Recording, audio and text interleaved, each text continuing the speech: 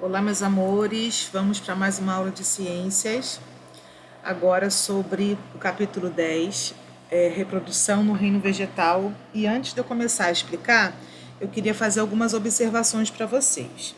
Essa videoaula é uma complementação das explicações do capítulo 10 na apostila de ciências.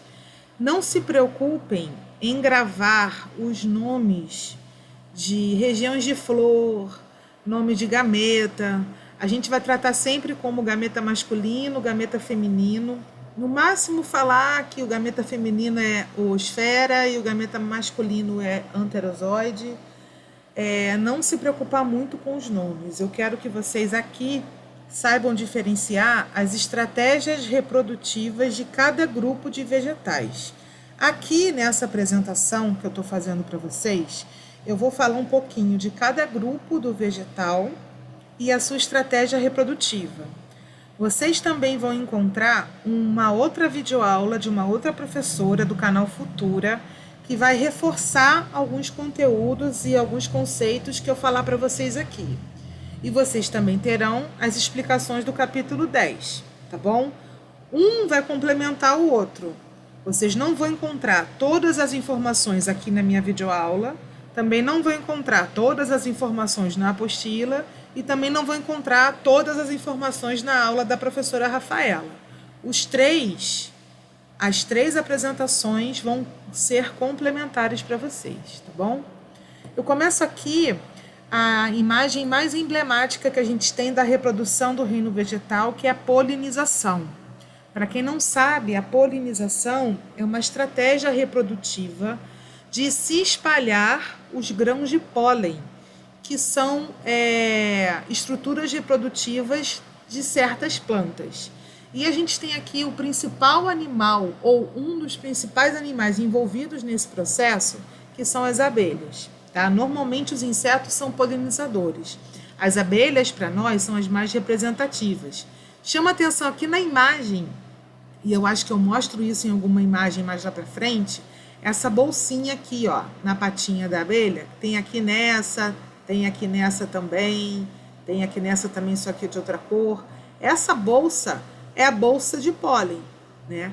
Ela vai sujar, ela vai ficar suja, entre aspas, essa poeirinha amarela no corpo dela e vai armazenar uma parte, né, aqui nessa bolsinha na pata também. Daqui a pouquinho a gente vai ver mais para frente como é que é esse processo e qual a importância desse processo. Antes da gente poder entender, é importante que a gente saiba as características gerais dos vegetais. O que vai caracterizar um ser vivo como sendo pertencente ao reino vegetal? São alguns pontos importantes que ele tem que ter. Primeiro ponto, todos os vegetais são pluricelulares. A gente já viu isso, né? A gente sabe que pluricelulares, eu vou até pegar aqui a marcação para vocês relembrarem.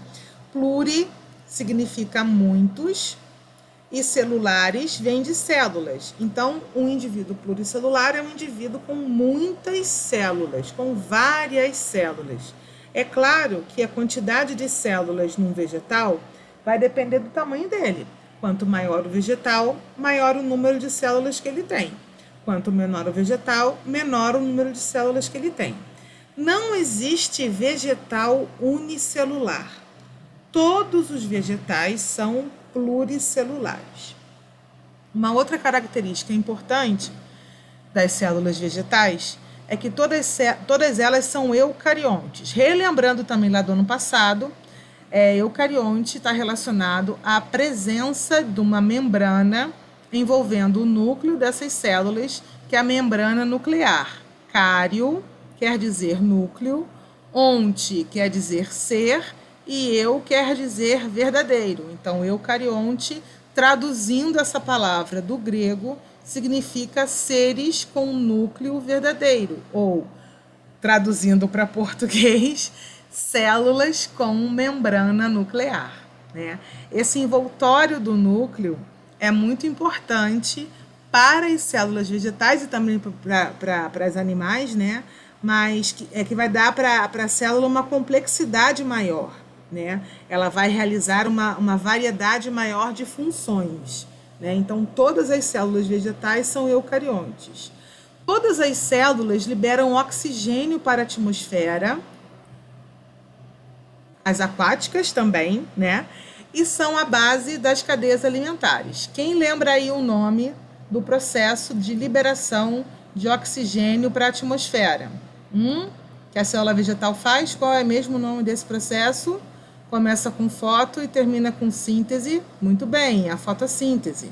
A gente não pode esquecer que a fotossíntese ela tem uma importância para o vegetal e tem uma importância para a atmosfera. Daqui a pouco eu vou falar dela mais lá no próximo slide, tá? Então, tá aqui a representação de algumas coisas vegetais, né? Eu vou pegar aqui a pontinha de laser para mostrar. Eu tenho aqui um vegetal inferior chamado briófita, é um tipo de musgo. E aqui eu tenho as células da briófita. Percebam que não é à toa que todas as células, nesse caso aqui, estão aparecendo verde, né? Vocês sabem que todo vegetal, todas as células vegetais possuem um pigmento, em grande quantidade, chamado clorofila. Essa clorofila é um pigmento verde e é ela que vai dar a cor verde para as células vegetais, além de ser muitíssimo importante para a fotossíntese. Existe um motivo físico, né? Um motivo físico-químico para a clorofila ser importante para a fotossíntese. É porque essa cor verde, ela tem uma sensibilidade maior à energia solar. Então, por isso que a fotossíntese é o principal pigmento envolvido na fotossíntese, tá? Por conta da sensibilidade físico-química que ela tem aos raios solares. E aqui eu tenho a demonstração da célula vegetal de uma cebola, e eu vejo essa linha mais fina, né? Que é a parede celular. Lembram? Toda célula vegetal ela tem uma parede celular de uma substância química chamada celulose. É essa parede celular que vai dar resistência para as células vegetais, né? E vai impedir também, quando eu falo resistência, ela está envolvida principalmente no ganho da água, né? Não sei se vocês se lembram, as células vegetais elas vão ganhar água do meio, vão puxar essa água do meio que elas estão, vão ganhar água, vão ter uma tendência a aumentar de volume, e para elas não estourarem, elas têm duas estratégias. Ou elas vão armazenando essa água, concentrando essa água numa região da célula chamada vacúolo de suco celular, e elas também não estouram por causa da presença dessa parede. Essa parede dá resistência, impedindo que a célula estoure, tá? Então, essas são as características gerais, tá, gente? Não são as únicas características, são apenas as características gerais das células vegetais. Todas as células vegetais são assim. Aqui, para falar um pouquinho para vocês sobre a fotossíntese, a gente sabe que todos os vegetais, eles são autotróficos ou autótrofos fotossintetizantes. O que isso quer dizer? Vamos traduzir aqui mais uma vez essa palavra. Trofo, tudo que tem trofo no nome está relacionado à alimentação. E o auto significa que é o próprio ser vivo que produz o seu alimento. Então, se eu chamo um ser vivo de ser autótrofo, eu estou dizendo que ele é um tipo de ser que produz o seu próprio alimento. No caso das células vegetais, elas produzem o seu próprio alimento, aqui representado pela glicose, através de um processo chamado de fotossíntese. Por isso que os vegetais são chamados de seres autótrofos fotossintetizantes. Tá bom? O que é a fotossíntese? A fotossíntese é um processo químico onde oxigênio e água, juntamente com a energia solar e a substância verde, né? É o pigmento fotossintético, que é a clorofila, produzem a glicose e o oxigênio. Falei para vocês ali atrás mais um pouquinho que a fotossíntese ela tem a sua importância, né? O processo da fotossíntese tem a sua importância para a célula vegetal e para o ambiente. A importância da fotossíntese para a célula vegetal é indiscutível, que é a produção da glicose. Para quem não sabe, a glicose é um açúcar e esse açúcar que será o alimento desse vegetal.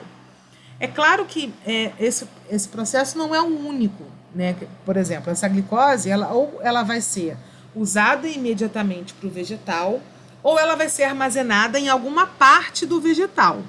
Por exemplo, locais de armazenamento da glicose. Eu tenho os frutos.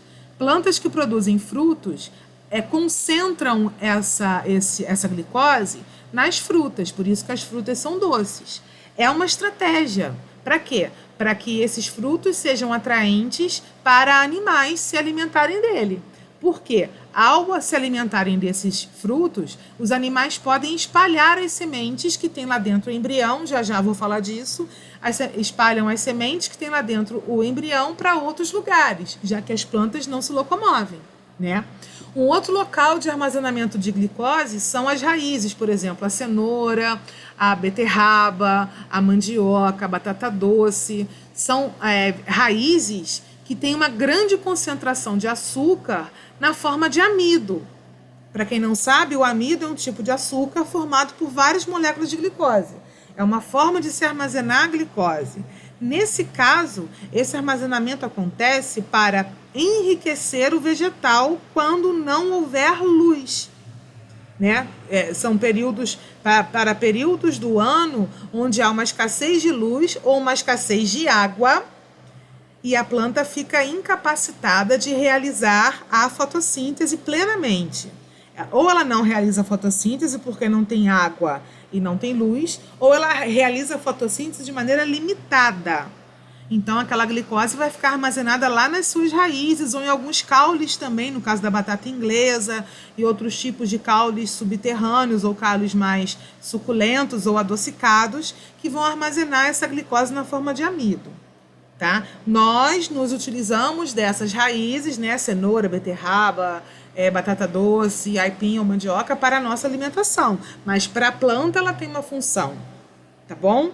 Então, grosseiramente falando, isso aqui é um processo que está muito simplificado, quimicamente ocorre em várias etapas, eu já devo ter falado isso para vocês, em que o gás carbônico ou dióxido de carbono, que a planta pega da atmosfera, e a água que está lá circulando no seu corpo, né, através dos vasos condutores, juntamente com a luz, um pigmento fotossintético, que na grande maioria das vezes é a clorofila, por conta da sua cor verde, que produzem, essa setinha aqui significa produção, glicose, aqui está a representação química da molécula de glicose, água e oxigênio.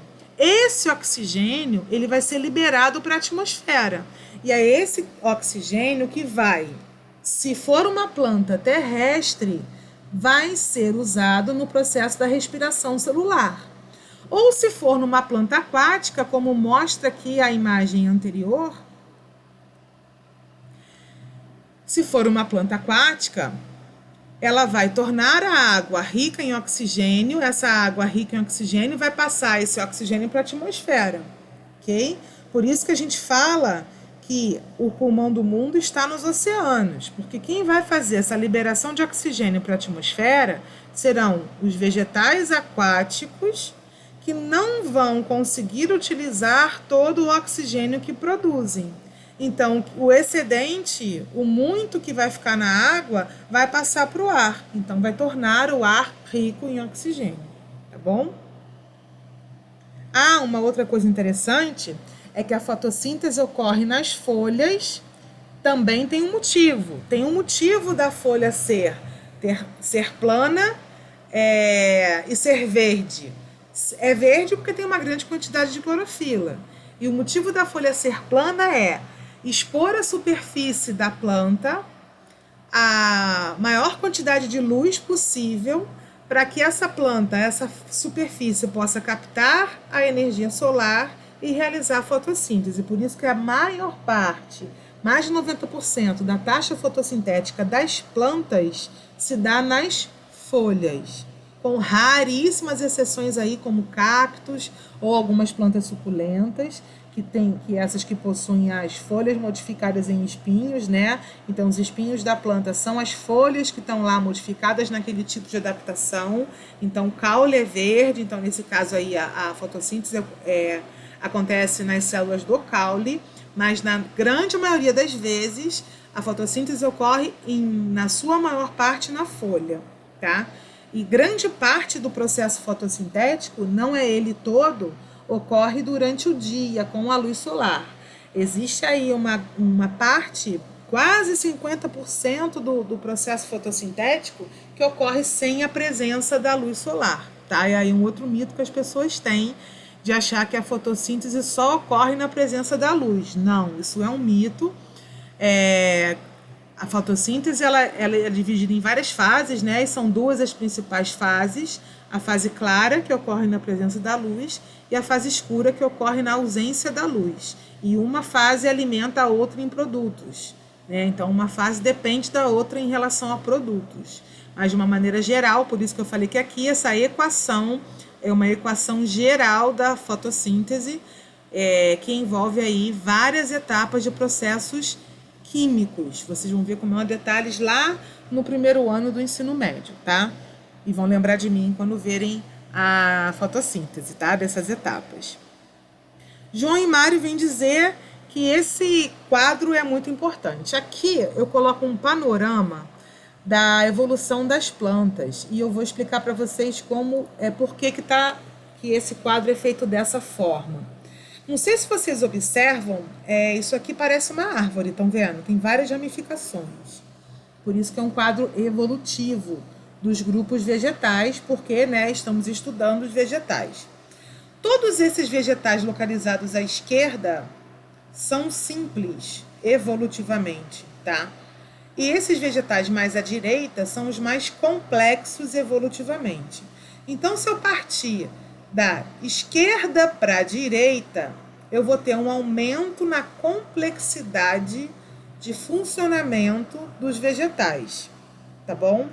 Ao mesmo tempo que eu aumento a complexidade, eu vou aumentar também a diversidade desses vegetais, dessas plantas, tá? Eu tenho uma pouca variedade de algas e briófitas, por exemplo, e tem uma grande variedade de angiospermas, que são as plantas com frutos, né?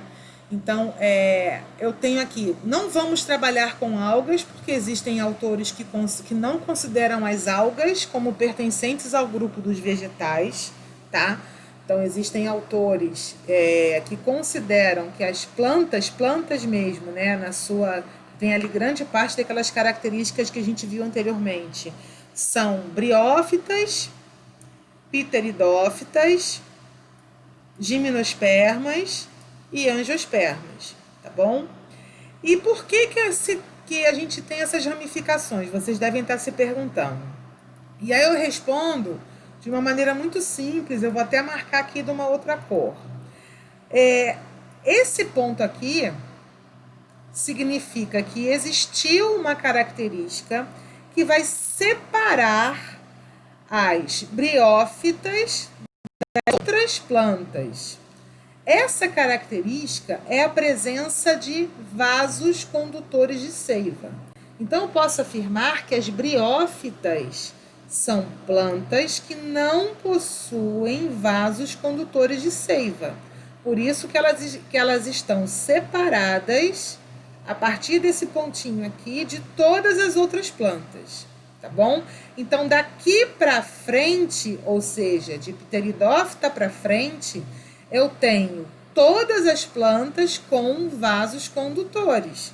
A gente vai ver que isso foi muito vantajoso para as plantas. Isso trouxe para as plantas uma habilidade maior em distribuir dentro do seu corpo a água, os gases e a glicose. Então, essa vantagem de distribuição dessas substâncias levou a um aumento de tamanho dessas plantas. Por isso que briófitas, os musgos, são plantas de tamanho muito reduzido. Eu vou mostrar para vocês daqui a pouquinho como é que isso acontece, tá? Existe aí uma estratégia que as briófitas têm de conduzir substâncias dentro do seu corpo, tá?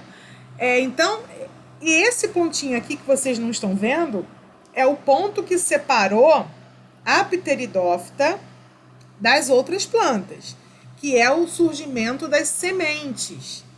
Então, daqui para frente, ou seja, em gimnosperma e em angiosperma, eu tenho a presença da semente. E a presença da semente é uma grande vantagem no grupo das plantas, porque a semente surgiu, para ter nutrientes, para fornecer nutrientes para aquele embrião que está ali dentro. Significa que esse embrião não precisa ter água e não precisa ter um solo para se desenvolver. Ele consegue ter aí as primeiras fases de seu desenvolvimento sem estar presente, enterrado no solo, ou sem estar dependente da água. Tá bom? E, além do mais, a semente, por ela ser muito nutritiva, ela vai servir de alimentos para animais. Então, animais vão poder pegar essa semente, se alimentar dela e espalhar essa semente para outros ambientes. Por isso que gimnosperma e angiosperma, elas estão mais distribuídas no globo terrestre do que pteridófita e briófita, tá bom? E esse ponto aqui é o ponto que separou evolutivamente gimnosperma de angiosperma, que é a presença do fruto. Então, esse ponto aqui indica que houve uma ramificação para cá, dizendo que angiosperma são vegetais que têm frutos e gimnosperma são vegetais que não têm frutos. Tá? A gente fala que angiosperma é chamado vegetal completo. Ele tem raiz, caule, folha, flor, fruto e semente. A gimnosperma não. Tem raiz, caule, folha e flor e semente. Não tem fruto. A pteridófita tem raiz, caule e folha. E a briófita, ela tem um rizoide, que é tipo uma raiz muito simples, um cauloide, que é tipo um caule muito simples, e um filóide, que é tipo uma folha muito simples. Ok? Eu quero que vocês entendam que essa é a, como é que a gente chama? Árvore evolutiva bem simplificada das plantas. É claro que existem mais ramificações. Aqui a gente separou pelos grandes grupos de plantas. E a partir de características que vão diferenciar um grupo do outro. Tá bom? Então vamos aos detalhes. Aqui eu coloquei um quadro que vai dar um panorama geral da aula, tá? Se eu fosse uma professora que gostasse de falar pouco, eu ia dizer que a aula ia se resumir nesse quadro aqui, tá bom? Mas, como eu não sou dessas, eu trouxe aqui mais uma vez Mário e João para dizer para vocês que esse quadro de classificação das plantas é muito importante. Primeiro, porque ela vai separar o grupo das plantas. Segundo, com os principais exemplos, é claro que não são os únicos, são os principais, aqueles que ficam mais fáceis de você visualizar. E as 4 principais características dessas plantas, tá? Então, não vou detalhar o quadro agora, eu vou deixar ele aqui como um panorama para vocês, mas é importante que vocês saibam isso daqui. Esse quadro é basicamente o resumo da aula, tá bom? Vou pegar agora grupo por grupo de maneira bem rápida para o vídeo não ficar muito grande. Briófitas. Existe um motivo do slide ter várias gotas d'água. O motivo do slide ter várias gotas d'água é que a briófita é uma planta que está restrita a viver não em ambiente aquático, mas em ambiente que tenha água, ou uma grande umidade relativa do ar, ou ambientes úmidos, como rochas próximos a cachoeiras, a rios, muros bastante encobertos por vegetação, né, especialmente aquelas árvores bem frondosas, ou caules bastante sombreados. A briófita é um vegetal muito sensível. Ela não suporta ambiente seco, né, e não suporta ambiente ensolarado. O sol direto em cima dela mata a briófita por desidratação. Tá? Elas são vegetais muito sensíveis. Elas não têm lá na superfície da folha nenhuma camada impermeabilizante que vai evitar a perda de água. tá bom? E a água, nesse caso, no ambiente para a planta, vai ser importante para a reprodução. Briófitas vão estar restritas a ambientes com água, não são ambientes aquáticos, porque elas dependem da água para a reprodução. Os seus gametas masculinos, que são os anterozoides, precisam nadar numa gota d'água para encontrar a oosfera, que é o gameta feminino, tá bom? Então, vamos lá. Então, são os primeiros vegetais a conquistarem um ambiente terrestre. Porém, o ambiente vai ficar restrito a ser um ambiente com alto índice de umidade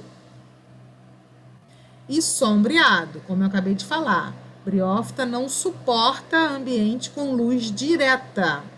Pode ser uma luz indireta? Pode ser uma luz indireta, ou seja, aquela luz que não está incidindo em cima do vegetal, tá?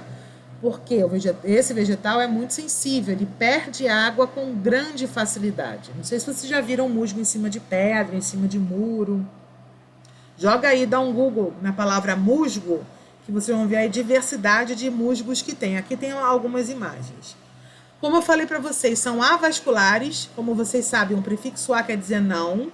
E vascular é quem, nesse caso aqui, está relacionado a vasos condutores de seiva, que são parecidos, bem parecidos com os nossos vasos sanguíneos, tá?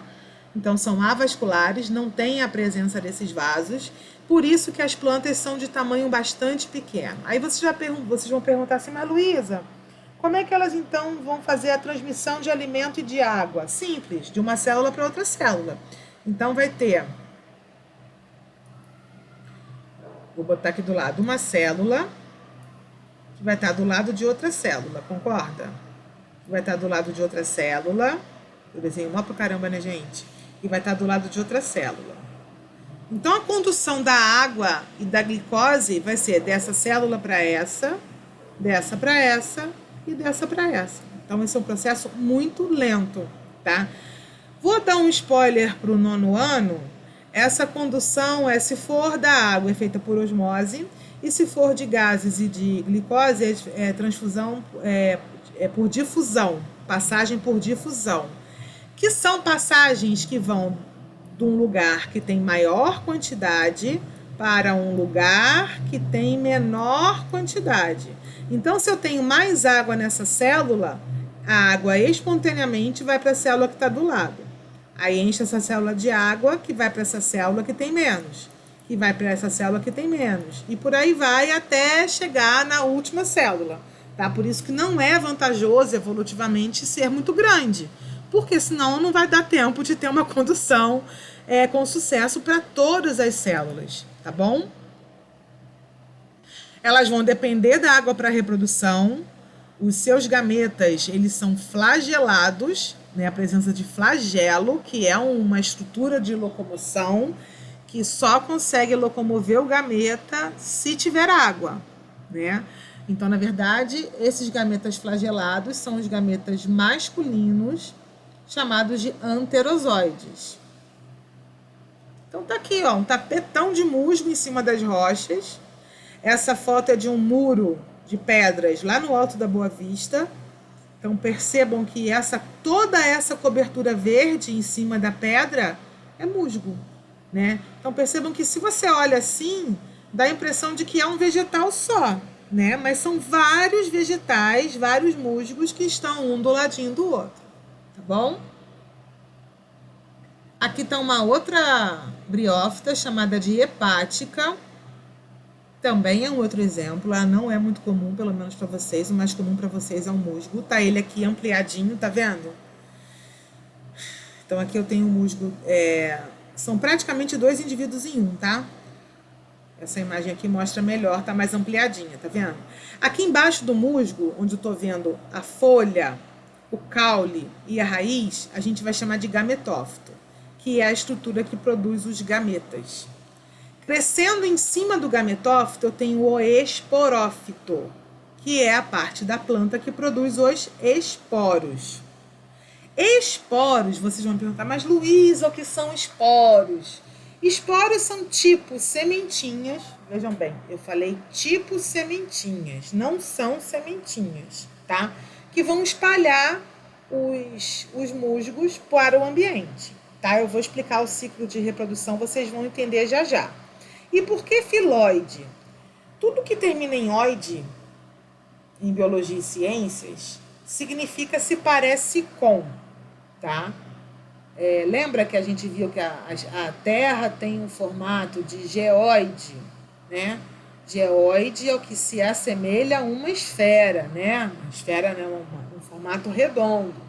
Então, filoide é uma estrutura que se parece com folha. A semelhança dela com a folha é só a capacidade de fazer fotossíntese, tá? Não tem nenhuma outra semelhança grave com uma folha, tá? Tem uma semelhança aí em relação às células, em relação à estrutura, mas não é tanta não. O mesmo acontece para o cauloide, se parece com um caule, e rizoide, que se parece com raiz, tá? A gente chama de filoide de folha primitiva, cauloide de caule primitivo e rizoide de raiz primitiva. O musgo, ele tem um ciclo de vida chamado de alternância de gerações. Por que esse nome alterna? Estou me embolando aqui, estou me enrolando real com a apresentação, gente. Uma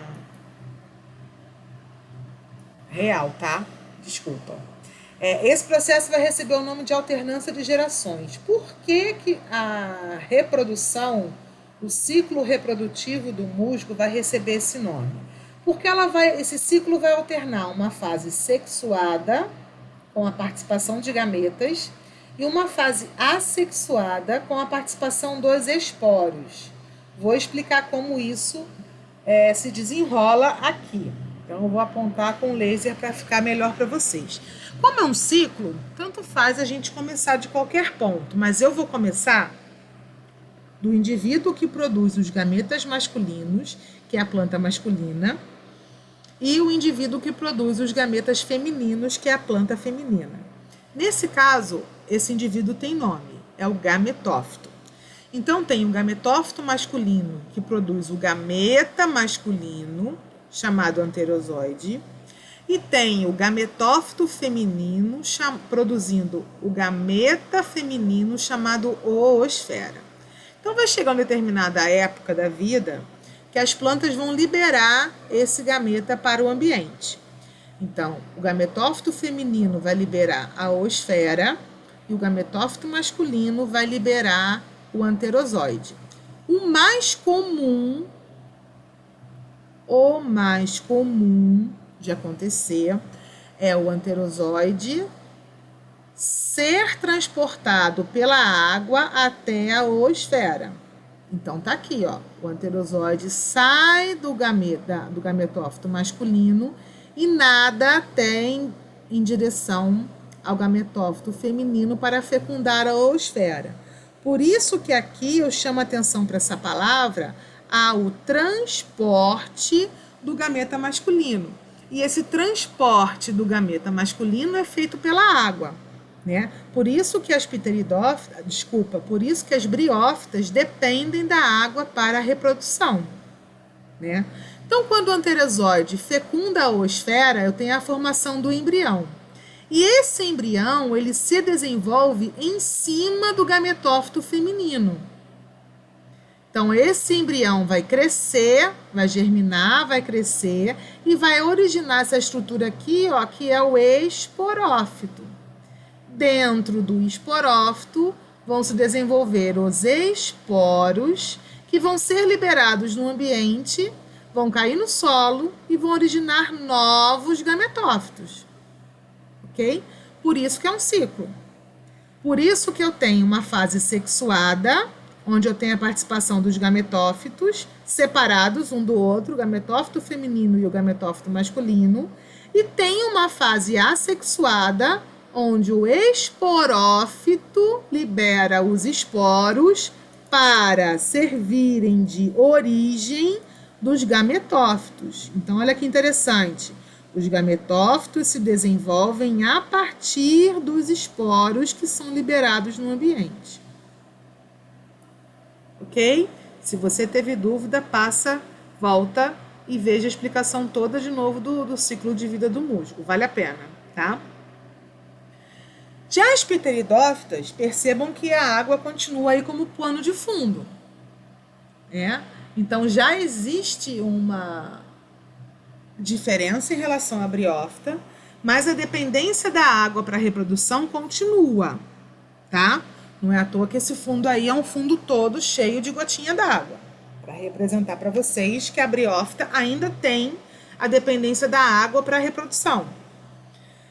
Mas a grande maioria é terrestre. Aqui, pessoal, eu já tenho a pteridófita vivendo em ambientes não tão sombreados assim. Eu acho que todo mundo já viu na casa de vó, ou no sítio, ou na própria casa, uma planta chamada samambaia. A samambaia é um exemplo clássico de pteridófita. Não é o único, mas é um dos exemplos. É o principal exemplo. Se você já teve a curiosidade de pegar uma folha de samambaia, você pode perceber que ela tem uma dureza. Não coloca na boca para mastigar, tá? Mas ela tem uma crocância. Então, se você dobrar, experimentar dobrar, você vai ver que ela vai fazer um crackzinho e tal, vai ter uma resistênciazinha. Isso significa que ela tem, especialmente na superfície superior, né, na superfície de cima que a gente fala, pega a folha e imagina que ela tem duas superfícies, a superfície de cima e a superfície de baixo. A superfície de cima, ela vai ter tipo uma cerinha que vai impermeabilizar essa planta contra a perda de água. Então, ela vai perder pouca ou quase nenhuma água por essa superfície, né? Por isso que a gente fala que ela consegue habitar ambientes que tem uma incidência de luminosidade mais direta. Ela não está tão dependente assim como a briófita está de um ambiente úmido e sombreado, tá? Ela tem a dependência da água para a reprodução apenas. Ela já tem vasos condutores de seiva. E essa vantagem evolutiva dos vasos condutores de seiva é que a condução da água e da glicose ela é feita com maior eficiência. Então, pensa aí que tem estradas, como os nossos vasos sanguíneos, né? Tem estradas por onde a seiva bruta, que é a seiva rica em água, e a seiva elaborada, que é a seiva rica em açúcar, conseguem transitar livremente pela planta. Isso vai dar para ela um tamanho maior, porque eu tenho uma velocidade maior na condução dessas substâncias, tá? Tanto é aí que as primeiras pteridófitas que surgiram lá no período Cretáceo, lá bem atrás, né? Há milhões de anos atrás, elas eram muito grandes. Já tinha samambaias aí de 8, 12, 15 metros de comprimento, né? Porque não tinha planta nenhuma ocupando aquele ambiente e tinha aí um vaso condutor para conduzir substâncias com eficiência. Então, o tamanho dessas plantas, ele começou muito grande. A gente ainda tem pteridófitas relativamente grandes, né? Mas não tão assim, porque elas entram em competição com as outras plantas. Então, elas diminuíram o tamanho evolutivamente por conta disso. Os tecidos mais rígidos, né, como eu falei para vocês, são mais rígidos, impedindo a desidratação, vão dar uma certa firmeza para o vegetal, né, e vão ser menos sensíveis à luz, né, e ao calor, vão desidratar menos, mas ainda estão dependentes da água para a reprodução. E aqui eu tenho um exemplo clássico, eu acho que todo mundo já viu na vida, uma samambaia, né? Então, a samambaia é um vegetal bastante importante por conta disso. Se você olhar ela evolutivamente, ela é bastante primitiva, né? Mas ela é um vegetal quase completo. Ela só não tem semente, fruto e flor. Mas ela tem tudo que um vegetal tem. Ela tem raiz, ela tem caule, ela tem folha e ela tem esporos. Vou mostrar para vocês daqui a pouquinho. Então tá aqui. Lembra daquela samambaia de 8, 12 metros que eu falei? É praticamente parecida com essa aqui, ó, que é o samambaiaçu, né? Esse aqui é um outro tipo, chamado de avenca, é um outro tipo de pteridófita. E tem um também chamado Phyllocodium, que eu acho que é esse aqui, usado também como medicamento homeopático. Não sei para que serve, mas eu sei que é usado em medicina homeopática. Aposto que vocês também, se viram a folha de uma samambaia, já viram que ela tem essas estruturazinhas aqui na parte de baixo. Essa foto ela é vista de cima e essa outra foto aqui ela é vista de baixo. E ela tem essas estruturazinhas aqui, chamada de soros. Então, tem essa folha com vários soros. E é dentro desses soros que vão ficar os esporos, tá bom? Esses soros vão servindo aí de locais de amadurecimento dos esporos. Vai chegar um determinado momento em que esses esporos vão se soltar daí, esses soros vão explodir e vão liberar esses esporos no solo, tá bom? Os esporos são formas de reprodução. Aqui, ó, um detalhezinho maior, tá vendo? Isso tudo aqui da planta, é isso tudo aqui que é a folha, tá? Não é só isso ou só isso, não. É isso tudo que é a folha. Porque tá vendo que tem uma ligação, ó? Então, isso tudo é a folha da samambaia, tá? Tá aqui, ó. Isso tudo é a folha, tá bom?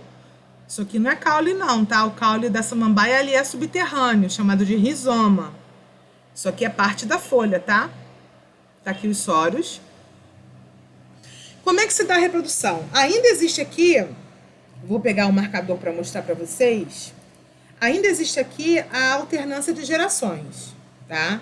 Então, ainda tenho aqui no mesmo ciclo de vida a presença de dois tipos de indivíduos, o gametófito e o esporófito. Então, ainda tenho aqui a fase sexuada, que é feita pelo gametófito, e a fase sexuada, que é feita pelo esporófito. Vou começar com a fase sexuada, mas tanto faz você começar por qualquer ponto que você quiser. Então, tenho aqui um gametófito hermafrodita, ou seja, o mesmo indivíduo produzindo os dois tipos de gameta, o gameta masculino e o gameta feminino. A fecundação acontece dependendo da água, e o anterozoide fecunda a osfera, igualzinho a gente viu lá na briófita. E em cima do gametófito, o esporófito cresce, só que com detalhe, pessoal. À medida que o esporófito cresce, o gametófito diminui de tamanho.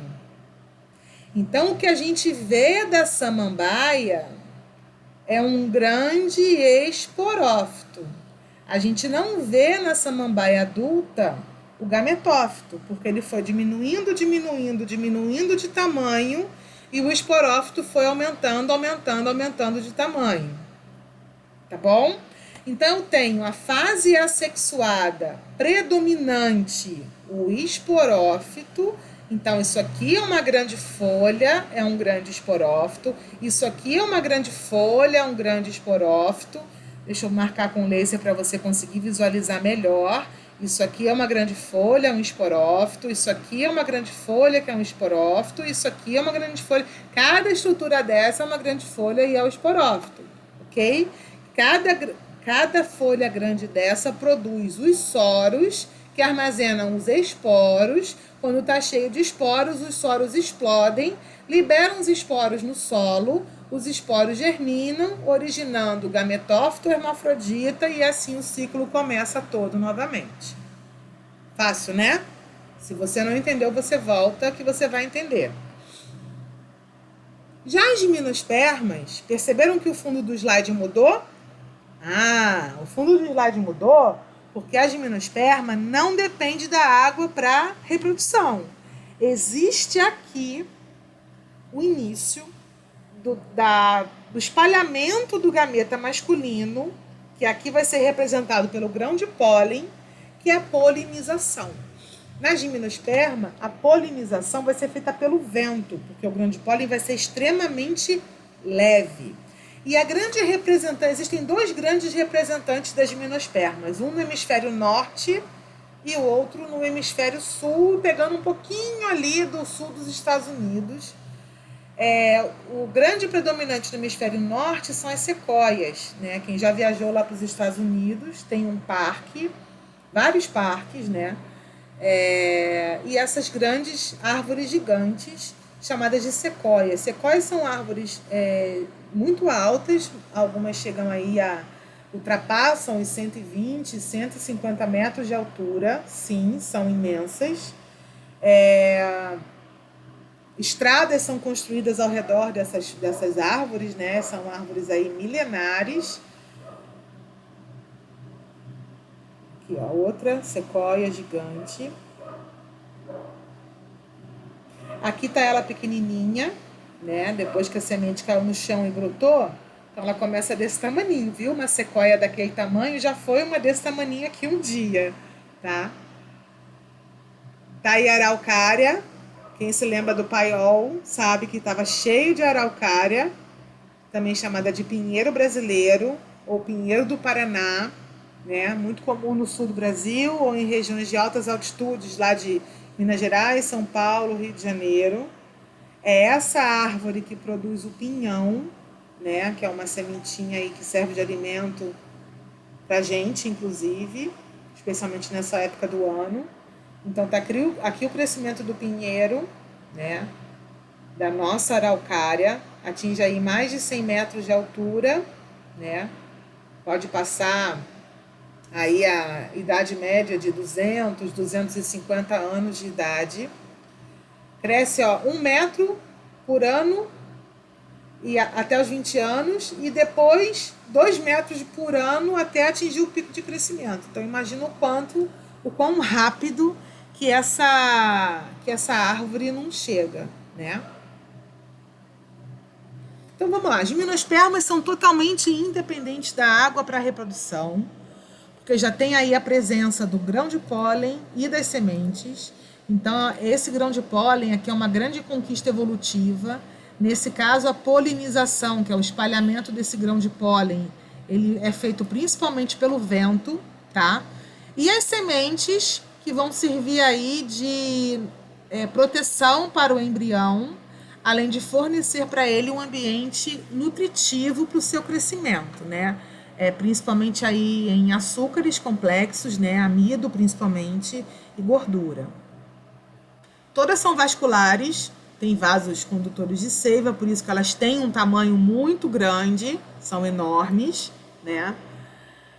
As folhas vão ter uma cutícula impermeabilizante, ou seja, elas não vão perder água com facilidade, por isso que elas vão conseguir aí habitar uma grande diversidade de ambientes, mas a gimnosperma ela vai estar restrita aí, a ambientes mais frios, né? Por isso que elas não são muito comuns no Brasil todo, porque embora ela tenha essa cutícula impermeabilizando as folhas, ela não vai conseguir armazenar uma grande quantidade de água no seu interior, porque elas não têm o fruto, tá?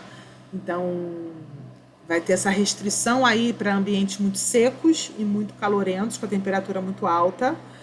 Tenho aqui o surgimento do que a gente vai chamar de flor, mas só que a flor tem esses dois nomes aqui, estróbilos ou cones, você vai chamar do jeito que você quiser. Aqui no Brasil a gente vai chamar de pinha, é o nome popular, né? Mais científico é estróbilo ou cone, então vou ter a flor masculina, o estróbilo masculino, o estróbilo feminino, ou cone masculino ou cone feminino, tá bom? Em árvores diferentes ou na mesma árvore. E o pinhão, que vai ser semente, tá? Então a grande novidade evolutiva aqui nessa planta, em comparação à pteridófita, além do grão de pólen, é a semente. Então vamos lá, 4 imagens bem representativas. Primeiro, mostrando aqui a pinha. Então eu tenho aqui a pinha imatura, né? Que fica na planta. Isso a gente chama de pinha imatura, que ela ainda não abriu para lançar as sementes. E aqui a pinha madura, aquela que abriu para espalhar os pinhões, né? Depois que ela abre e espalha os pinhões, ela cai. Por isso que é muito comum a gente encontrar essas pinhazinhas no chão, né? Porque ela já abriu, já espalhou as sementes para o ambiente e ela seca e cai, tá? Então tá aqui, ó, as sementinhas, né? Que caíram no chão. Aqui eu tenho o pinhão com essa casca. Essa casca aqui vai proteger o pinhão, né? de desidratação e da própria morte. Essa partezinha amarela é o embriãozinho, e essa partezinha branca, que normalmente é o que a gente come, que é o endosperma, que é a parte nutritiva, né? Ela vai servir de nutrientes para o embrião que está aqui dentro, tá bom? E aqui eu tenho o estróbilo ou cone masculino. Toda essa parte aqui que você está vendo na superfície é o que vai produzir o grãozinho de pólen, tá bom? Tá ficando grande a aula, mas está acabando, tá? Aqui eu tenho o ciclo reprodutivo da gimnosperma. Eu não tenho mais a alternância de gerações, não tenho mais a produção dos esporos, né? Toda planta é o esporófito, mas que não produz os esporos, e o gametófito está reduzido aos cones, tá bom? Então eu tenho a araucária de sexos separados, a araucária adulta masculina, a araucária adulta feminina. Eu não consigo diferenciar o sexo olhando só para elas, eu preciso encontrar os cones. O cone masculino é mais compridinho do que o cone feminino, que é mais arredondado, tá vendo? Então, os cones são a fase de gametófito da planta, onde os cones masculinos produzem o grão de pólen e os cones femininos produzem a oosfera. Então, os cones masculinos liberam o grão de pólen no ambiente e o vento transporta esses grãos de pólen até o gameta feminino, tá bom? E aí, o gameta masculino faz esse tubo aqui para fecundar o gameta feminino, acontece a fecundação, origina então a semente com o embrião lá dentro, essa semente cai no solo, germina e originando a araucária novamente, né? É um ciclo mais simples, onde a fase predominante é o esporófito e o gametófito é só o cone, tá bom? Então o que a gente vê da árvore é o esporófito, mas que não produz os esporos, tá? É só mesmo para separação do nome gametófito. A angiosperma já são os vegetais completos, então são plantas com sementes, né? Assim como eram as gimnospermas, porém não dependem da água para reprodução, essa independência é mantida. Aqui eu tenho as flores e os frutos, né? As flores são os estróbilos, mas é mais elegante em angiosperma chamar de flor, né? Que na verdade é uma modificação da folha para proteger os gametas, por isso que a gente chama de flor, existe um motivo científico para isso. E o fruto, ele vai servir de proteção para a semente, tá? Então, aqui a polinização ela vai ser realizada, na sua grande maioria, por animais, porque essa flor, como eu falei, é uma modificação da folha, ela normalmente ela vai ser colorida, tem cores que chamam a atenção, elas vão ter um odor, elas vão ter um cheiro agradável para os animais, não necessariamente esse cheiro é agradável para a gente, e um líquido açucarado chamado aí de... esqueci o nome, néctar, esse líquido açucarado chamado de néctar, que vai atrair os animais, né? Então elas vão ter aí atrativos para os animais que as gimnospermas não têm. Então aqui eu tenho algumas variedades de flores, claro que não são todas, né? Então vocês podem perceber aí uma diversidade no tamanho, na forma, na cor, né? Na distribuição. A folha é uma modificação da flor. Desculpa, contrário, falei o contrário. A flor é uma modificação da folha, tá bom? Aqui é a flor do maracujá. Olha como ela é bonita. Tem lá sabe onde tem no colégio? Lá na região da piscina. Esses dias, antes do período de isolamento, o professor André, de Educação Física, enviou para mim umas fotos das folhas, das flores de maracujá na beira da piscina do colégio. Deve ter sido alguém, ou alguém lá da escola mesmo, que colocou ali no canteirinho e nasceu. Já estava com maracujá e tudo. Esse aqui é um maracujá, e o fruto, né? E essa aqui é a flor do maracujá. Animais polinizadores, né? As abelhas, borboletas, joaninhas, beija-flores. Os morcegos também são polinizadores. Tá aqui a abelha, né? Lembra que eu falei que era de representatividade na polinização? Então, cada bolinha amarela dessa é um grãozinho de pólen. A abelha não visita a flor na intenção de pegar o grão de pólen. Ela visita a flor para se alimentar do néctar. E aí, só que ela tem estruturas corporais que o grão de pólen tem tipo uma colinha, né? E esse grão de pólen gruda na superfície do corpo da abelha. Quando ela vai para outra flor da mesma espécie também pegar néctar, ela leva o grão de pólen, tá? Então, não é intencional essa polinização. É uma relação de mutualismo, né? Uma relação de dependência, onde as plantas dependem da abelha para espalhar o grão de pólen e a abelha depende da planta para alimentação, tá? Então, é uma relação mutualística bastante importante, né? Por isso que é importante preservar as abelhas. Tá aqui alguns frutos, deu fome essa hora, não sei em vocês, mas em mim deu. Tô gravando essa aula à noite, em algum dia da semana, em mim deu fome.